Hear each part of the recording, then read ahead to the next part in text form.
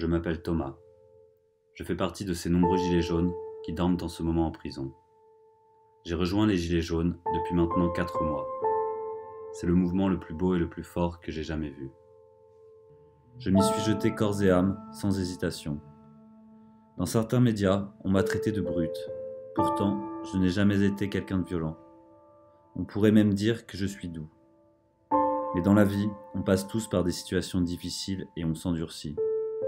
On n'est plus innocent quand on a vu la violence légitime, la violence légale, celle de la police. J'ai vu la haine ou le vide dans leurs yeux. J'ai vu les charges, les grenades et les tabassages en règle. J'ai vu les contrôles, les fouilles, les nasses, les arrestations et la prison. J'ai vu les gens tomber en sang, j'ai vu les mutilés. Et puis je n'ai plus rien vu, à cause des gaz. Tous nous suffoquions. C'est à ce moment-là que j'ai décidé de ne plus être une victime et de me battre. J'en suis fier. Fier d'avoir relevé la tête. Fier de ne pas avoir cédé à la peur. Bien sûr, comme tous ceux qui sont visés par la répression du mouvement des Gilets jaunes, j'ai d'abord manifesté pacifiquement et au quotidien. Je règle toujours les problèmes par la parole plutôt que par les poings. Mais je suis convaincu que dans certaines situations, le conflit est nécessaire. En fait, tout est une question de justesse.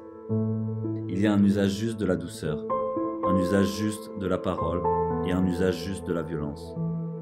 L'enjeu des affrontements de rue, c'est de parvenir à faire reculer la police, à la tenir en respect, pour sortir d'une nasse, atteindre un lieu de pouvoir ou simplement reprendre la rue. Depuis le 17 novembre, ceux qui ont menacé de sortir leurs armes, ceux qui brutalisent, mutilent et asphyxient des manifestants désarmés et sans défense, ce ne sont pas les soi-disant casseurs, ce sont les forces de l'ordre.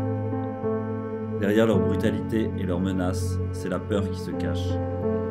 Et quand ce moment arrive, en général, c'est que la révolution n'est pas loin. Ni la matraque, ni la prison n'arrêteront ce mouvement. Je suis de tout cœur avec celles et ceux qui continuent. Le 29 avril 2019, depuis les murs de Fleury-Mérogis.